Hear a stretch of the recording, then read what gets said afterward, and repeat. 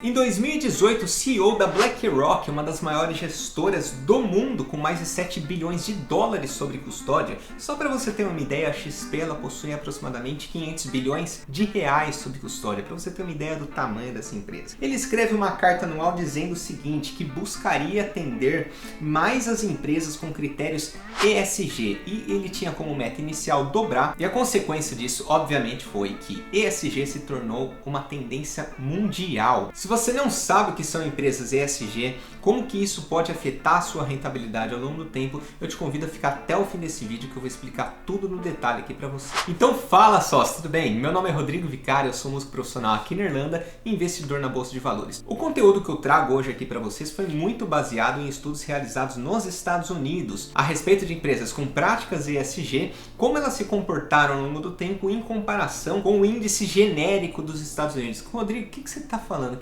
Existe um índice no Brasil, assim como nós temos o Bovespa, que meio que entrega como que está o mercado da Bolsa de Valores brasileira. Os Estados Unidos também tem esse índice que se chama S&P 500. Então foi feito um estudo no passado que comparava as empresas do S&P 500, que são as 500 maiores empresas dos Estados Unidos, Apple, Google, Facebook, Amazon, Disney, com empresas ESG. Então a primeira coisa que a gente precisa entender é o que são empresas ESG. ESG vem da sigla E de Environment, ou seja, meio ambiente, S de Social, ou seja, social, e G de Governance, governança. O que cada um desses itens diz pra gente? Então o E de meio ambiente, né, Environment, ele analisa nas empresas como que é a pegada de carbono daquela empresa, emissões tóxicas, gestão de resíduos, fonte da matéria-prima, de onde que ela coleta aquilo, se ela danifica o meio ambiente, que ela pega aquela matéria-prima, consumo de água, biodiversidade, financiamento sustentável, se ela trabalha com energia renovável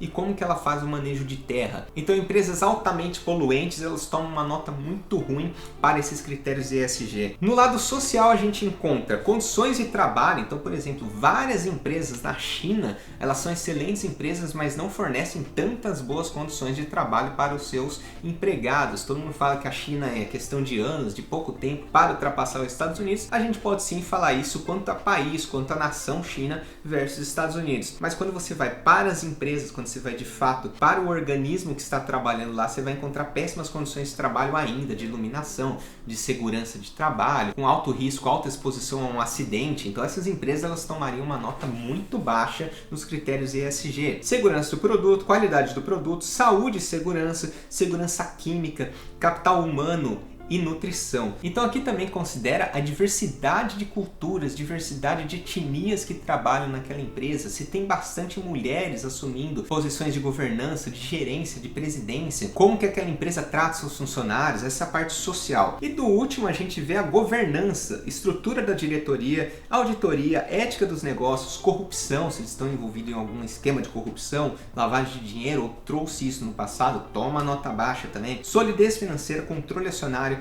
independência do conselho, se ela contrata auditores externos ou conselheiros externos para melhorar a governança da empresa, diversidade do conselho, direitos dos acionistas, ou seja, se cuida bem do acionista minoritário, se cuida bem da gente. Então, por exemplo, uma Fleury, por mais incrível que pareça, ela poderia tomar uma notinha ruim aqui, porque o acordo dos acionistas da Fleury é muito frágil. Então, se você não sabia disso, dá uma pesquisadinha, porque é um acordo um tanto frágil entre os acionistas majoritários. Então, a gente tem alguns critérios de meio ambiente, social e de governança que eles são avaliados por quem, né? Quem que avalia esses critérios? Existem muitas empresas muito bem consolidadas para dar os ratings para essas empresas, ou seja, a pontuação, né? Quanto que elas estão levando. Essas pontuações elas variam de CCC a AAA, sendo CCC o pior e AAA o melhor nível de qualidade, tá? Essas empresas são MSCI e FTSE. Então elas classificam os critérios ESG dessas empresas. Daí você me pergunta, Rodrigo, uma empresa petrolífera, por exemplo, uma Petrobras, como que ela é avaliada? Ela trabalha com petróleo, né? Complicado, ela não pode deixar de trabalhar com petróleo para atender critérios ESG. Empresas pontuais são tratadas pontualmente, né? Então elas vão ter alguns critérios para contrabalancear para que elas consigam ter sim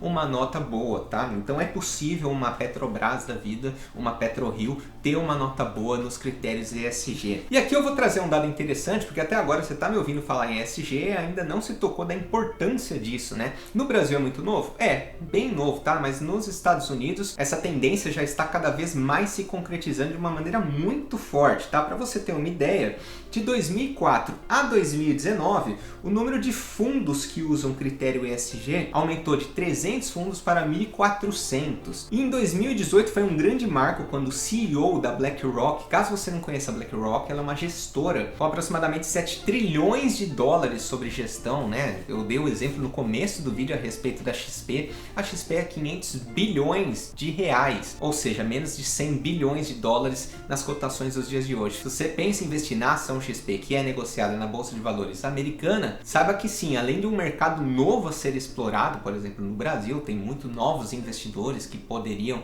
crescer muito a XP, existe também uma fatia de mercado muito forte a ser explorada no próprio mercado americano. Então ela tem 100 bilhões aproximadamente de dólares contra 7 trilhões da BlackRock, né? Então o CEO da BlackRock escreveu em carta, ele escreveu uma carta anual para o pessoal, que buscaria atender mais as empresas que atendam esse critério. Ele tinha como meta inicial de dobrar a sua procura, e no momento que um gigante desse sai procurando, isso se torna uma tendência e todos os fundos saem correndo atrás. E foi exatamente isso que aconteceu. E a própria MSCI publicou um paper em 2019 a respeito da rentabilidade para as empresas, tá? Ainda não estou falando de cotação, ainda não estou falando de ETFs, ainda não estou falando do ganho para o investidor em si, estou falando das empresas, tá? E o estudo ele dizia o seguinte: empresas que atendem aos critérios ESG são naturalmente mais competitivas, lucrativas e tendem a pagar mais dividendos. É óbvio, se eu não tenho problemas de causas trabalhistas que eu tenho que pagar para funcionário, se eu não tenho que ficar consertando barragem, igual o caso da Vale, se eu não tenho que indenizar ninguém, se eu tenho menos custos com acidentes de trabalho, naturalmente eu me torno uma empresa mais competitiva, eu tenho menos custos, eu consigo ser mais eficiente. Além disso, tendem a ter naturalmente uma melhor gestão de risco, riscos absolutos, por exemplo, da Vale que aconteceu,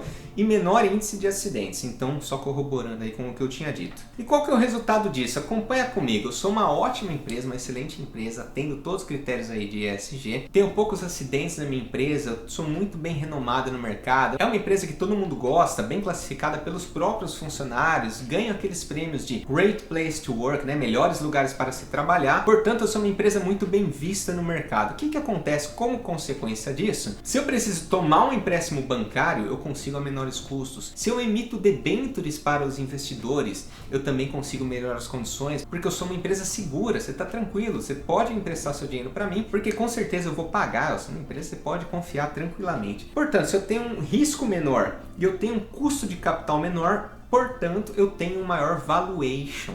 A minha empresa vale naturalmente mais no mercado. E esse é o primeiro indício do que a gente já vai comentar quanto à rentabilidade para o investidor, tá? Até agora eu estou falando da empresa e a gente vai comentar das consequências disso para o investidor de se investir em empresas ESG. Não, legal, sócio, tá tudo jóia, né? Existe algum padrão que os ETFs eles vão investir em empresas ESG? Porque não são todas que vão atender todos os critérios, certo? Certo, claro, né? É impossível se atender todos os critérios ESG. Mas o padrão de ETFs ESG é o de eliminar basicamente esse tipo de empresas de álcool, apostas, tabaco, armas nucleares, sim, né? Existem empresas de armas nucleares nos Estados Unidos, armas convencionais, energia nuclear, entretenimento adulto e transgênico. Então, de uma maneira geral, elas eliminam esse tipo de empresa. Porém, a MSCI tem critérios diferentes, por exemplo, da FTSE. Ainda não existe padronização dos critérios ESG. E isso é um grande problema que vai afetar diretamente quando a gente começar a falar da rentabilidade para o investidor. Portanto, não existe padronização ESG.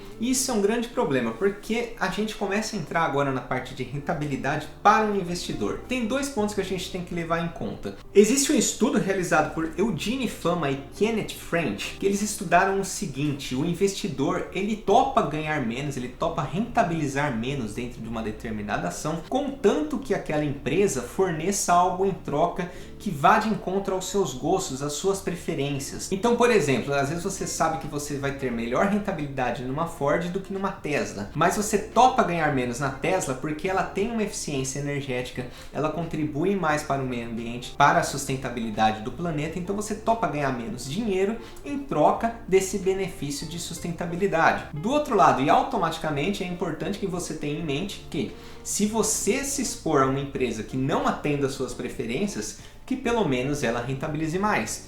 E um outro estudo realizado em 2019 aponta que empresas com maior score, ou seja, maior pontuação de critérios ESG, tendem a entregar rentabilidade menor que as com baixa pontuação. E por que isso acontece? Você viu um movimento que ocorreu a partir da carta do BlackRock e desde 2004 a 2019 crescendo bastante o número de fundos procurando empresas ESG. Aí fica a dúvida, empresas ESG são mais caras porque houve maior procura ou houve maior procura porque são empresas ESG? O resultado é o mesmo, o resultado é que empresas ESG, elas são mais caras, elas têm um maior valuation. Vocês lembram que eu comentei com vocês que elas têm um maior valuation no mercado. Portanto, elas são negociadas em múltiplos mais elevados, elas são mais caras do que uma empresa não ESG simplesmente por ser ESG. E se tem mais investidores que têm maior preferência por esse tipo de empresa, obviamente que a demanda dela aumenta e ela vai sempre ser negociada mais cara do que uma empresa não ESG. Você captou onde eu quero chegar, né? Agora, o ESG faz bem à sociedade de uma forma geral? Faz. Como investidor, você vai ter que abrir mão um pouco de rentabilidade para ter um maior nível de ESG. Já como empresa, ela vai ter um maior valuation, ela vai valer mais no mercado, ela vai querer ter maior nível de ESG, porque do contrário ela tem um valuation menor. Então é benéfico para as empresas buscarem essas práticas. E como sociedade, se está todo mundo buscando práticas ESG, a sociedade se beneficia disso sim. Então é muito bom para a sociedade de uma maneira geral. Mas para o investidor tem outro problema além do fator rentabilidade, que é o fator diversificação. Quando você pega um ETF genérico, como por exemplo S&P 500, lembrando, são as 500 maiores empresas dos Estados Unidos, nem todas elas têm uma prática ESG. Portanto, espera-se que ETFs que possuem prática ESG vão eliminar algumas dessas empresas, ou seguir um critério de menor peso em empresas com más práticas de ESG e maior peso em empresas com boas práticas de ESG, o que aumentaria a concentração. Ou seja, de 500 empresas do S&P 500, ou você vai ter 400, sendo que 200 estão super concentradas e as outras 200 nem tanto, ou você vai ter só as 200 empresas no seu ETF. Quanto maior for a sua exigência para critérios ESG,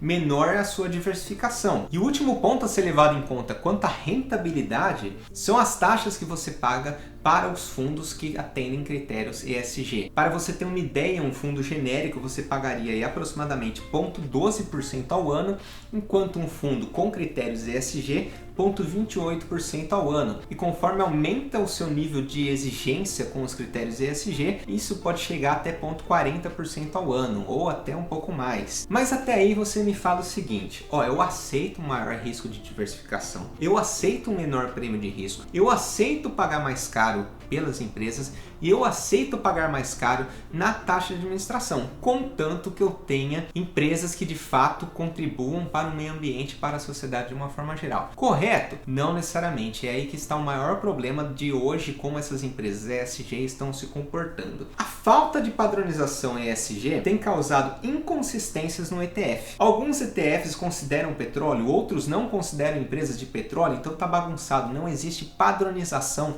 dos padrões ESG. E como consequência, às vezes você vai pagar um preço alto para estar em empresas ESG ou num fundo de empresas ESG e não vai ter as visões e valores que você defende. Você vai pagar um preço e não vai ser correspondido com isso. Portanto, a conclusão que a gente chega de tudo isso é que rentabilidade passada não é rentabilidade futura. Existem muitos estudos mostrando que um fundo que investe em empresas ESG rende mais do que um fundo genérico nos Estados Unidos. Porém, a diferença que existe de rentabilidade de um para o outro não justifica o risco que você está incorrendo. O segundo ponto é que nesses estudos não contemplam a taxa de administração dos fundos. Então, quando você olhar alguma chamada, algum estudo dizendo empresas ESG estão rendendo mais do que empresas generalizadas. E se está certo, eles não estão mentindo, mas leve esses dois fatores em conta, que o risco que você corre não corresponde à rentabilidade que eles estão entregando e que não está sendo considerado a taxa de administração. O outro ponto dessa conclusão é que sim, é uma tendência mundial. Quanto mais cedo as empresas se adequarem a isso, melhor. No Brasil, talvez a gente possa considerar a Natura uma empresa excelente. Eu vou deixar aqui embaixo um site se você quiser pesquisar sobre qual que é a pontuação daquela empresa. E você vai ver também alguns pontos que fazem a empresa tomar ponto negativo, né? O porquê que ela não é uma AAA ou por que ela é CCC, eles explicam para você. Então esse site é bem bacana, eu vou deixar aqui na descrição. Práticas ESG trazem melhores resultados, mas eles já estão precificados na cotação. A empresa ela lucra mais, fato, né? Mas já está precificado na cotação. Você, como investidor, se expor ao ESG é aceitar menores expectativas de retorno, menor diversificação, maior valuation nas empresas, maiores taxas em ETF e devido à não padronização, a gente tem dois itens. Não necessariamente alta adequação de preferências. Empresas estão também confusas sobre como devem operar, o que elas devem fazer para atender esses critérios. Então tem empresa muito boa que está fora, tem empresa não tão boa que está dentro, está um pouco bagunçado. Eu espero que tenha sido agregador para você. Se ficou qualquer dúvida, literalmente deixa nos comentários que eu vou responder pessoalmente você, tá? Também te convido a conhecer meu Instagram, lá tem conteúdo todos os dias, né? Um contato muito próximo com você. Curte esse vídeo para dar uma força pro canal mesmo, se você acha que mais gente deveria ter acesso a esse tipo de conteúdo. Compartilha com quem você acha que tem interesse. Se inscreve, toca o sininho. Eu sei, eu deixei um monte de tarefa aí para você, mas é pelo nosso bem, tá? Pra gente crescer essa comunidade. Se eu agreguei de alguma forma pra você, eu acredito que eu posso agregar pra mais gente, tá bom? Muito obrigado pelo seu tempo e atenção disposta. Até o próximo vídeo.